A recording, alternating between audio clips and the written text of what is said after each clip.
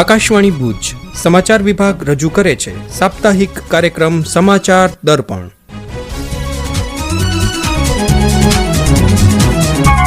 સૌપ્રથમ નજર કરીએ આજના અંકમાં સામેલ મહત્વના સમાચારો પર.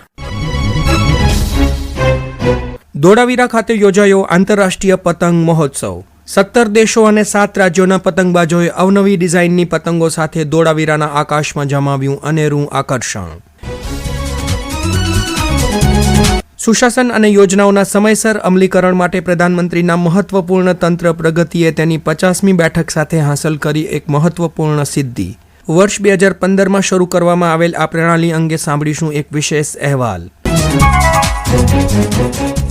પશુપાલનને પ્રોત્સાહિત કરવા ભારત સરકારના પ્રયાસો થકી સંયુક્ત રાષ્ટ્રસંઘ દ્વારા 2026ને જાહેર કરવામાં આવ્યું વિશ્વ માલધારી વર્ષ.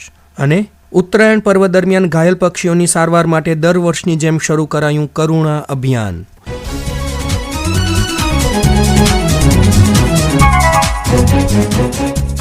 વિશ્વ વારસાના સ્થળ ધોળાવીરા ખાતે આંતરરાષ્ટ્રીય પતંગ મહોત્સવ 2026 યોજાઈ ગયો, જેમાં Algeria, Argentina, Chile, Costa Rica, France, Greece, Indonesia, Ireland, Jordan, Russia, Malaysia, Philippines, Tunisia, Vietnam અને યુકે સહિતના 17 દેશોના આંતરરાષ્ટ્રીય પતંગબાજો તેમજ દિલ્હી, કેરળ, લક્ષદ્વીપ, મહારાષ્ટ્ર, પંજાબ, રાજસ્થાન, ઉત્તર પ્રદેશ સહિત 7 રાજ્યો અને કેન્દ્રશાસિત પ્રદેશોના પતંગબાજોએ અવનવી ડિઝાઇનની પતંગો સાથે ધોળાવીરાના આકાશમાં અનેરું આકર્ષણ જમાવ્યું હતું.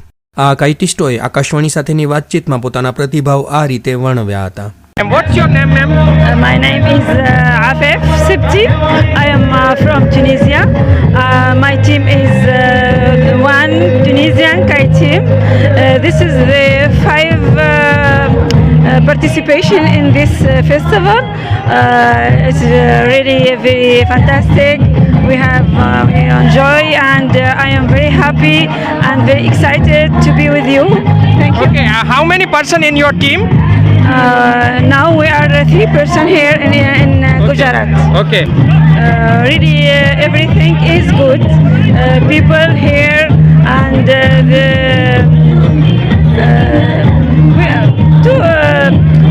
all the organization, the occasion, everything is good. Yeah. Thank you. Yeah. What is your name? My name is Gabriel, Okay, and you are from Chile. from Chile, south of the America. Yeah. So how many team members you are in your team? Four person, Yeah.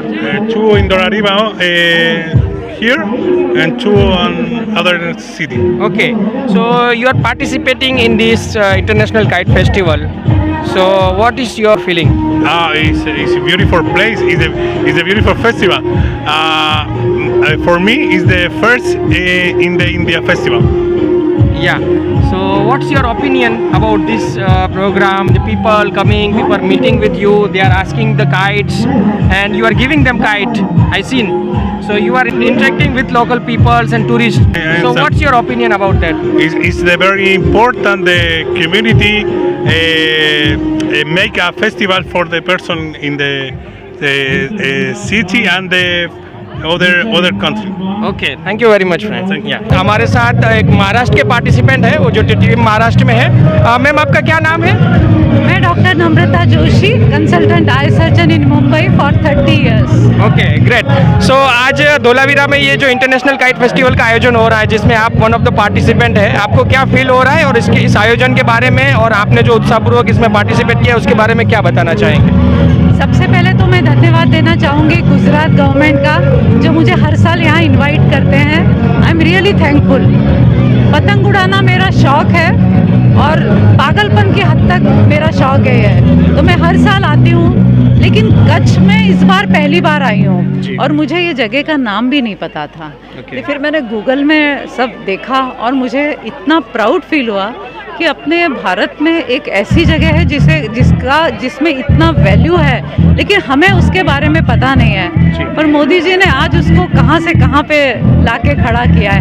I am really thankful to Shri Modi ji and thankful to Kachchh के लोगों का. ये जो मैं देख रही हूँ उत्साह यहाँ पे, अमेजिंग. क्या हॉस्पिटलिटी है लोगों की यहाँ पे. I'm so happy, and I would love to come again at the same place. Same place I would like to come. We have team from Algeria. What's your name? Yes, I am Algerian, team of Algeria. Yeah. My name is Gali Mikerbesh. Okay, and you are participating in the International Kite Festival. This is my first time that I participate in this one of the biggest kite festival in the world, and I am so happy, and it's amazing. And what's your opinion about this hospitality? That we have many countries from all over the world come here, and they are excited to attend this festival. We hope to come every year, inshallah. Every year. Yeah. Thank you so much. Please come again. આપણી સાથે કચ્છની પણ team છે આમાં જે આંતરરાષ્ટ્રીય પતંગ મહોત્સવમાં ભાગ લઈ રહ્યા છે. તમારું શું નામ છે? મારું નામ વિરાટ સોલંકી છે. ઓકે, અને તમારું જે પતંગ છે કયા ટાઈપનું છે? તમે આ જે આજે ભાગ લઈ રહ્યા છો તે વિશે તમે શું કહેવા માંગો છો? કે આજે અમારી કચ્છ કલા કાઇટ ટીમ છે, જેમાં ફાધર ઇન લો છે છેલ્લા 19 વર્ષથી પાર્ટ કરે છે. મેં એમના સાથે જોઈને 10 વર્ષથી કર્યું છે, ને સ્પેશિયલી આજે અમારે કાઇટની વાત કરીએ તો અમારા સ્કેલિટોન કાઇટ જે તમે જોઈ શકો છો, બોટ છે, umbrella kite, stunt kite, lifter kite, એવા ડિફરન્ટ કાઇટ અમે અહીંયા લઈને આવ્યા છે આજે. ઓકે, સો અહીંયા ધોળાવીરા ખાતે જે આજે આંતરરાષ્ટ્રીય પતંગ મહોત્સવનું આયોજન થઈ રહ્યું છે એ વિશે તમારો શું પ્રતિભાવ છે? ધોળાવીરામાં તો આઈ થિંક પહેલી વાર થાય છે, કારણ કે અમે હર વખતે પાર્ટ લઈએ છીએ. ધોળાવીરા ફર્સ્ટ ટાઈમ છે, તો હજી જજ ના કરી શકાય આપણે, બટ જે પ્રમાણે અમે વિચારતા હતા એ પ્રમાણે ઘણો સારો પ્રોત્સાહન છે. હવા પર સારી છે ને પબ્લિકનો પણ સારો સપોર્ટ છે અહીંયા. जी, मैं लखनऊ के उत्तर प्रदेश से आई हूँ. मैं माला श्रीवास्तव हूँ, और हमारे यहाँ पे हम अपने स्वर्गीय पिताजी के पतंगों के संग्रह को लेकर के आई हूँ. और ये संग्रह जो है, ये इसमें हमारी सबसे पुरानी पतंग जो है वो 1899 की है.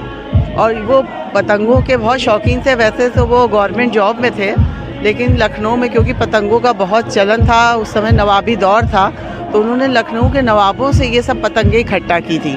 और इसमें बहुत सी पतंग ऐसी नायाब हैं. और नौशेरवा लड़ाई हुई, नौशेरवा आप जानते हैं कि लगातार एक ही पतंग से 9 पेज काट दी. इसमें हमारे कलेक्शन में कोई भी पतंग नई नहीं है, सब पतंग जो है उड़ाई हुई हैं. और ये पुराने ज़माने के जो जर्मन पेपर था उससे बनी हुई हैं, तभी हम लोग इसको संग्रह कर पाए. आप सोच सकते हैं कि कागज़ की चीज़ को इतने दिन तक के सुरक्षित रखना, उसको हम लोग केमिकल्स वगैरह ये सब डाल के उसको सुरक्षित रखते हैं. और यहाँ जो गुजरात में अंतर्राष्ट्रीय पतंग महोत्सव होता है, यहाँ पर हम लोग ले करके आते हैं और इनको डिस्प्ले करते हैं. और इन पतंगों की खासियत आप देखेंगे तो ये सब प्रासंगिक है, मतलब पतंग जो होती हैं एक संदेश देती हैं. और हमारे पिताजी को Limca book of world records में भी जगह दी गई थी, उसका हमारे पास सर्टिफिकेट भी है. और इसीलिए कि ये सबसे जो पुरानी पतंगें यहाँ पर 1899 की हैं और 1900 की हैं, उसके बाद की सब हैं. और ये इतनी रंगीन है, आप उसको देखेंगे तो बहुत ही महीन महीन जोड़ है, और दोनों तरफ से एक ही जैसी दिखती हैं.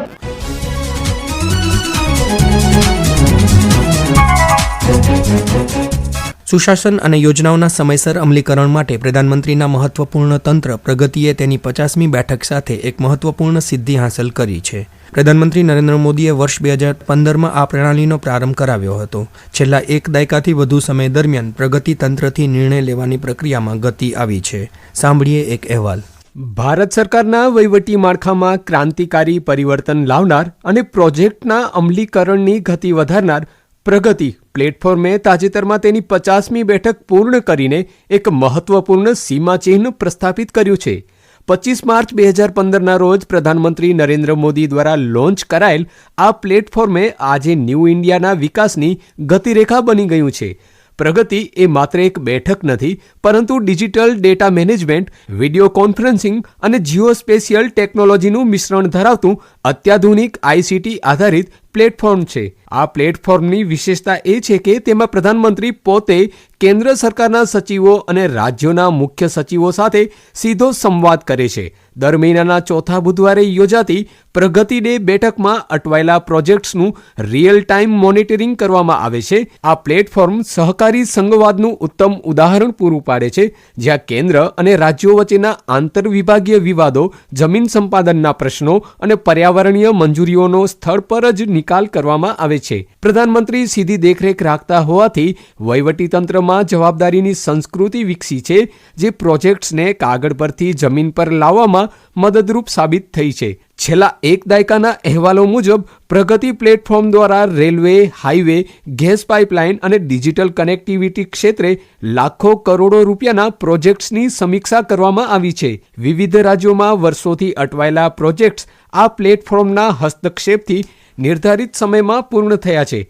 આ ઉપરાંત પ્લેટફોર્મે સામાન્ય નાગરિકોની ગંભીર ફરિયાદોના નિવારણમાં પણ મહત્વની ભૂમિકા ભજવી છે.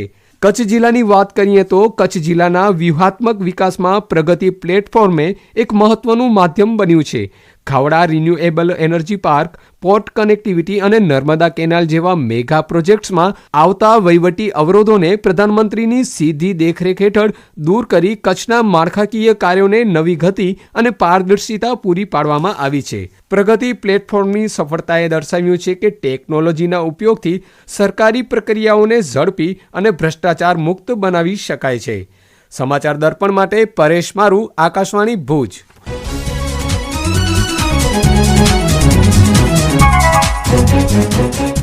પશુપાલનને વધુ પ્રોત્સાહિત કરવા ભારત સરકારના પ્રયાસો થકી સંયુક્ત રાષ્ટ્ર સંઘ દ્વારા 2026ના વર્ષને વિશ્વ માલધારી વર્ષ તરીકે જાહેર કરવામાં આવ્યું છે. આ જાહેરાતને રાષ્ટ્રીય યુવા માલધારી સંગઠને બિરદાવી છે. સંગઠનના મંત્રી ઇમરાન ખાન મુતવાએ ભારત સરકારની ભૂમિકાની સરાહના કરી આભાર વ્યક્ત કર્યો હતો. 2021 આજથી 5 વર્ષ પહેલા મંગોલિયા સરકાર દ્વારા એક પ્રસ્તાવ મૂકવામાં આવ્યો હતો સંયુક્ત રાષ્ટ્ર સંઘને કે વર્ષ 2026ને આંતરરાષ્ટ્રીય માલધારી વર્ષ, આંતરરાષ્ટ્રીય ચરાગા વર્ષ તરીકે ડિક્લેર કરવામાં આવે. આ પ્રસ્તાવને સંયુક્ત રાષ્ટ્ર દ્વારા ઠરાવ પારિત કરીને એમને મંજૂર કરવામાં આવ્યો અને વર્ષ 2026ને આંતરરાષ્ટ્રીય માલધારી વર્ષ તરીકે ડિક્લેર કરવામાં આવ્યો.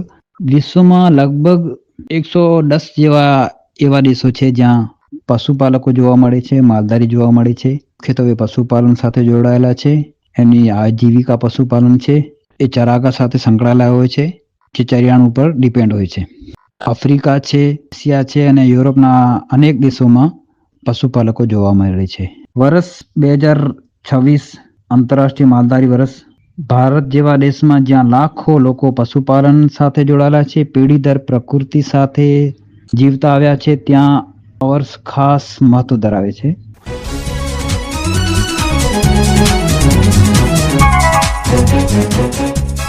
દર વર્ષની જેમ આ વર્ષે પણ ઉત્તરાયણ પર્વ દરમિયાન ઘાયલ પક્ષીઓની સારવાર માટે કરુણા અભિયાનનું આયોજન કરવામાં આવ્યું છે, જે આગામી 20 જાન્યુઆરી સુધી ચાલશે. આ અંગે સાંભળીએ આ અહેવાલ. મકર સંક્રાંતિ પર્વ દરમિયાન પતંગની ઘાતક દોરીથી ઘાયલ થતા પક્ષીઓ અને ઉત્તરાયણ નિમિત્તે વધુ પડતા ઘાસચારાને કારણે બીમાર પડતા પશુઓની ત્વરિત સારવાર માટે રાજ્ય સરકાર દ્વારા કરુણા અભિયાન 2026ની જાહેરાત કરવામાં આવી છે. 10 જાન્યુઆરીથી શરૂ થયેલું આ અભિયાન 20 જાન્યુઆરી સુધી કાર્યરત રહેશે. વન અને પર્યાવરણ મંત્રી અર્જુન મોઢવાડિયાએ આ અંગે વિગતો આપતા કહ્યું કે છેલ્લા 9 વર્ષમાં કરુણા અભિયાન હેઠળ 1,12,000થી વધુ અબોલ જીવોને નવજીવન મળ્યું છે. આ વર્ષે રાજ્યભરમાં 450 સંગ્રહ કેન્દ્ર, 85 નિયંત્રણ ખંડ અને 480થી વધુ સારવાર કેન્દ્રો ઊભા કરવામાં આવ્યા છે, જેમાં 740થી વધુ વેટરનરી ડોક્ટરો અને 8,500થી વધુ સ્વયંસેવકો સેવા આપશે. વન અને પર્યાવરણ રાજ્યમંત્રી પ્રવીણ માળીએ હેલ્પલાઇન અંગે વધુ માહિતી આપતા કહ્યું કે ઘાયલ પક્ષીઓની સારવાર માટે નાગરિકો 1962 નંબર ડાયલ કરી શકશે. આ ઉપરાંત વન વિભાગ દ્વારા વાઇલ્ડ લાઇફ હેલ્પલાઇન નંબર 8320002 000 જાહેર કરવામાં આવ્યો છે, જેના પર વોટ્સઅપમાં હાય લખવાથી નજીકના સારવાર કેન્દ્રની વિગત મળી જશે. તાલુકા મથકોએ સવારે 7 થી સાંજે 6 વાગ્યા દરમિયાન નિયંત્રણ ખંડ કાર્યરત રહેશે અને જરૂર જણાય તો કરુણા એમ્બ્યુલન્સ ઘટના સ્થળે પહોંચશે. કરુણા અભિયાન અંતર્ગત કચ્છ જિલ્લામાં આ વર્ષે 16 થી વધારે પક્ષી સંગ્રહ કેન્દ્ર ખોલવામાં આવશે, જેમાં વન વિભાગ, વેટરનરી ડોક્ટર્સ, NGO અને સેવાભાવી સંસ્થાઓ સાથે મળીને 500 થી વધારે લોકોની ટીમ કરુણા અભિયાન અંતર્ગત પક્ષીઓના જીવ બચાવશે. મોબાઈલ મેડિકલ કિટથી ઘાયલ પક્ષીને ઘટના સ્થળે તેમજ સંગ્રહ કેન્દ્રના માર્ગ દરમિયાન જ સારવાર આપી શકાય તે પ્રકારની વ્યવસ્થાઓ વન વિભાગ દ્વારા ઊભી કરવામાં આવી છે. પક્ષીઓના વિતરણના સમય એટલે કે સૂર્યોદય અને સૂર્યાસ્ત સમયે પતંગ ન ચગાવવા અને પ્રતિબંધિત ચાઇનીઝ દોરીનો ઉપયોગ ટાળવા મંત્રીશ્રીઓએ નાગરિકોને નમ્ર અપીલ કરી છે. સમાચાર દર્પણ માટે તૌફિક સમા, આકાશવાણી, ભુજ.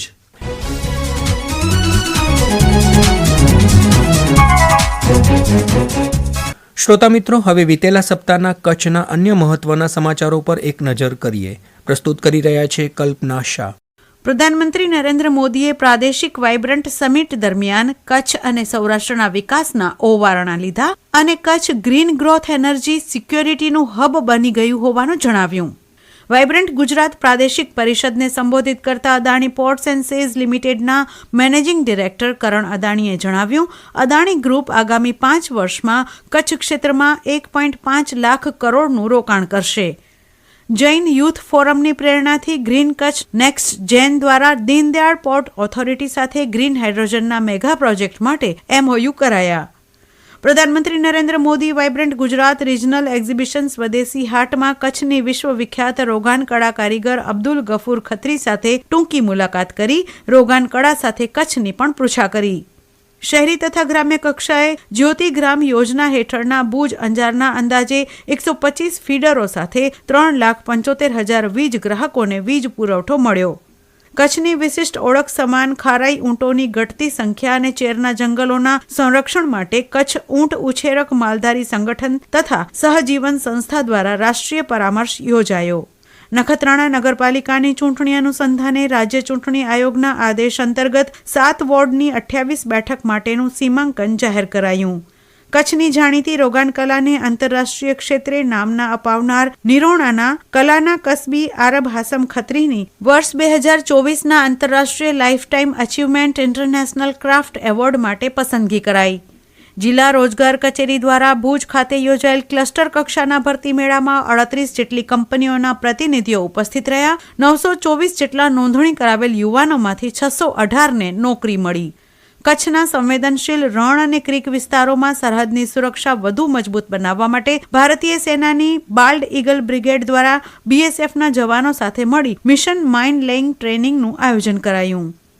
આગામી મકર સંક્રાંતિના તહેવારને ધ્યાનમાં રાખીને પશ્ચિમ કચ્છ ભુજ જિલ્લા પોલીસ દ્વારા સુરક્ષા ગાર્ડ લગાડવાની કામગીરી શરૂ કરાઈ. આગામી ઉત્તરાયણ પર્વ નિમિત્તે કચ્છ જિલ્લાના મેટાલિક આધારિત દોરી તથા ઓડિયો મેગ્નેટિક ટેપ વેચાણ પર પ્રતિબંધ જિલ્લા મેજિસ્ટ્રેટ દ્વારા જાહેરનામું બહાર પડાયું. એન્કરવાલા અહિંસાધામ પ્રાગપર ખાતે 2 દિવસીય જીવદયા પર્યાવરણ સંમેલનનો પ્રારંભ ભારતભરમાંથી ગૌ પ્રેમીઓ ઉમટ્યા. સમાચાર દર્પણ માટે કલ્પના શાહ, આકાશવાણી, ભુજ.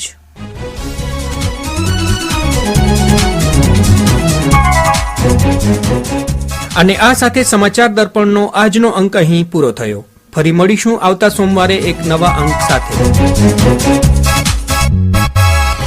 નિર્માણ અને રજૂઆત અશરફ નથવાણી, સંકલન પરેશ મારુ, પ્રસારણ આકાશવાણીના ભુજ કેન્દ્ર પરથી કરવામાં આવ્યું.